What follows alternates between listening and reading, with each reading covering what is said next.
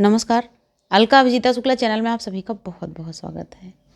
रिश्तों में थोड़ा सा झुकना भी जरूरी है। कोई भी रिश्ता हो, चाहे वो सामाजिक हो, पारिवारिक हो या हमारा खून का रिश्ता हो, हर एक रिश्ते में थोड़ा सा लचीलापन होना बहुत ज़रूरी है।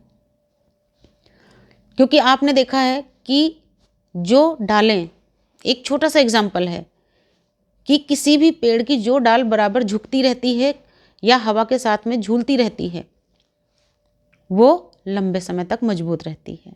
लेकिन जो डाल एकदम सूख गई है, एकदम सीधी हो गई है, उसको यदि आप झुकाने की कोशिश करेंगे तो वो टूट जाएगी। ठीक उसी तरीके से हमारे रिश्ते होते हैं। रिश्तों में भी यदि थोड़ी सी नरमी नहीं होगी तो वो टूट जाएंगे। कोई भी रिश्ता हो, हर एक रिश्ते में एक दूसरे को थोड़ा सा बर्दाश्त करना भी जरूरी है। क्योंकि जब कभी भी ऐसा होने लगता है कि सिर्फ एक ही तरफ से चलाने का प्रयास किया जाता है या कोशिश की जाती, तो वो अधिक समय तक नहीं चल पाता। कोई भी गाड़ी यदि 2 पहिए की है, 4 पहिए की तो किनारे कर दीजिए, कोई भी यदि 2 पहिए की गाड़ी या साइकिल है, उसको भी यदि आप खींचेंगे और दोनों पहिया उसके सलामत हैं, तो वो गाड़ी बहुत ही रफ्तार में चलती है। लेकिन उसी का एक पहिया उसको पूरी तरीके से निकालिए मत, सिर्फ उसकी थोड़ी सी हवा कम करके देख लीजिए। 2 पहिए की गाड़ी के एक पहिए में से यदि थोड़ी सी हवा भी कम हो जाती है तो उसकी स्पीड में तुरंत फर्क आ जाता है। यानी कि उसकी स्पीड हल्की हो जाती है, धीमी हो जाती है। और जब पूरी तरीके से उसकी हवा निकल जाए तो वो स्पीड लेती ही नहीं, गाड़ी आगे बढ़ती ही नहीं है, आपको खींचनी पड़ती है। लेकिन उसी गाड़ी का एक पहिया यदि पूरी तरीके से पहिया ही निकाल दिया जाए तो फिर आप क्या करेंगे? उस गाड़ी को वहीं पे रख देंगे, क्योंकि वो किसी लायक बची नहीं। तो ठीक उसी तरीके से हमारे रिश्ते हैं। इनमें भी यदि केवल एक तरफ से इनको चलाने का प्रयास किया जाएगा तो वो अधिक लंबे समय तक नहीं चलेंगे। इसलिए हमेशा कोशिश कीजिए कि रिश्तों में दोनों तरफ से प्रयास बराबर होना चाहिए। क्योंकि जब दोनों तरफ से प्रयास बराबर होता है तो वो रिश्ते बहुत मधुर होते हैं और लंबे समय तक नहीं, आजीवन चलते रहते हैं।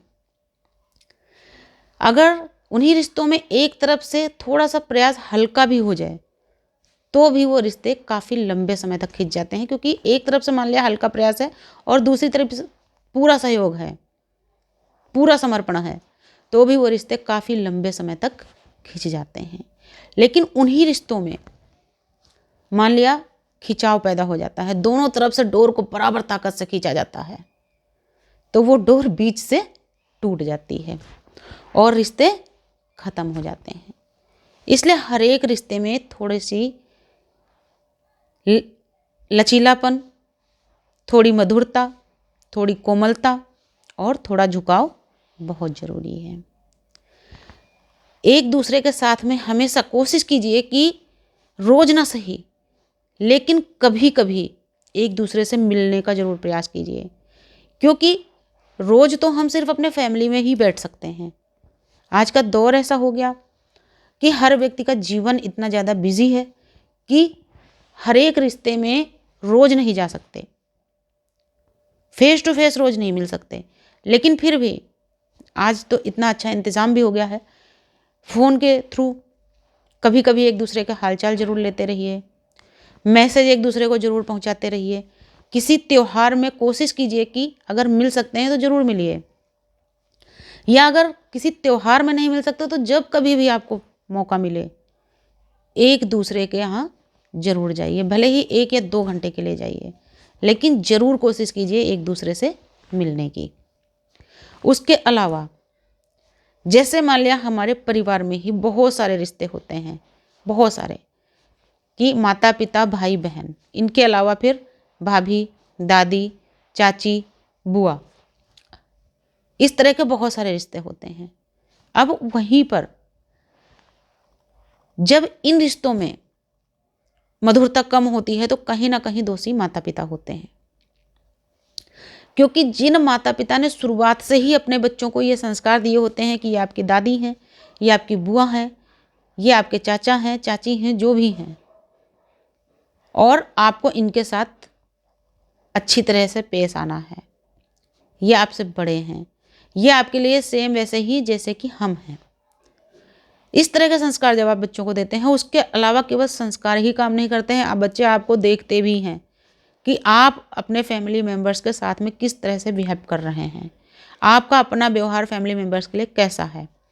तो जैसा आपको बच्चे देखते हैं वो वैसा ही करते हैं। और ऐसा नहीं है कि आपको देख करके बच्चे सिर्फ दूसरों के साथ वैसा करेंगे, एक समय आने के बाद वो आपके साथ भी वैसा ही करेंगे जैसा आपको वो देख रहे हैं दूसरों के साथ। इसलिए हमेशा कोशिश कीजिए कि बच्चों को भी वही चीज़ सिखाइए जो उचित है। बच्चों को भी इतने अच्छे संस्कार दीजिए कि आपका बच्चा सिर्फ आपके सामने नहीं, किसी दूसरे के सामने, किसी गैर के सामने, किसी अनजान व्यक्ति के सामने भी अगर पहुंच जाए तो उसका व्यवहार, उसके क्रियाकलाप देख करके एक अपरिचित व्यक्ति भी ये जरूर अपने मुंह से बोल दे कि भाई इस बच्चे के अंदर बहुत अच्छे संस्कार हैं। और ये सब तभी संभव होता है जब आपका अपना रवैया अच्छा होता है, जब बचपन से ही आपने अपने बच्चे को अच्छी शिक्षा दी होती है, अच्छे संस्कार दिए होते हैं। तो इसलिए इन सब चीज़ों के लिए बहुत ज़रूरी है कि हम खुद अपने आप में सबसे पहले बदलाव करें। उसके अलावा जो हमारे दूसरे रिश्ते हो गए, ननद भाभी का रिश्ता हो गया, देवरानी जेठानी का रिश्ता हो गया, तो ये रिश्ते भी देखिए आत्मीयता के ही रिश्ते होते हैं। अब अभी आज का जो समय है देखा जाता है, ऐसे 2 भाइयों की शादी हुई तो अधिक से अधिक 2 या 3 महीने में ही चूल्हा अलग हो जाता है। क्यों? क्योंकि वहां पर बिल्कुल भी अपनापन या समर्पण का भाव है ही नहीं।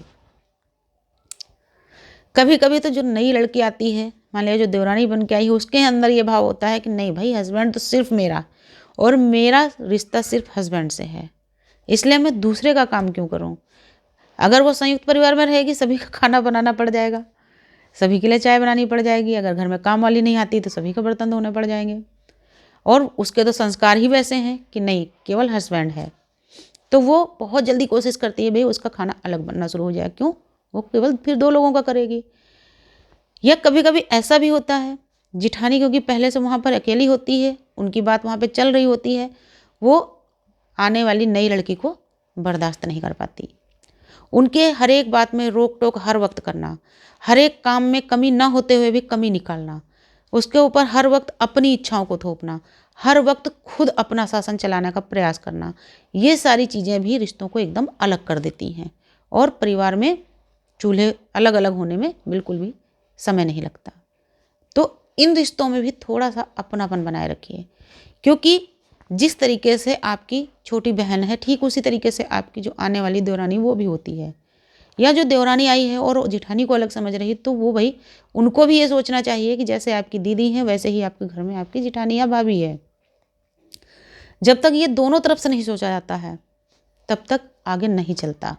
क्योंकि एक व्यक्ति कितना भी सोचता है, लेकिन दूसरा व्यक्ति अगर बिल्कुल सोच ही नहीं रहा, वो एकदम अलग ही करने पर लगा हुआ है, तो फिर रिश्ता नहीं चलता है। क्योंकि हर एक रिश्ते में पहले ही मैंने कहा, स्नेह और समर्पण दोनों ही चीज़ें बहुत ज़रूरी होती हैं। और जब तक रिश्तों में स्नेह और समर्पण दोनों में से किसी भी एक चीज़ की कमी हो गई या एक चीज़ एकदम ख़त्म हो गई, तो फिर रिश्ता नहीं चलता। इसलिए स्नेह और समर्पण बनाए रखिए और रिश्तों को हमेशा मजबूती से आगे बढ़ाते रहिए। नमस्कार, धन्यवाद।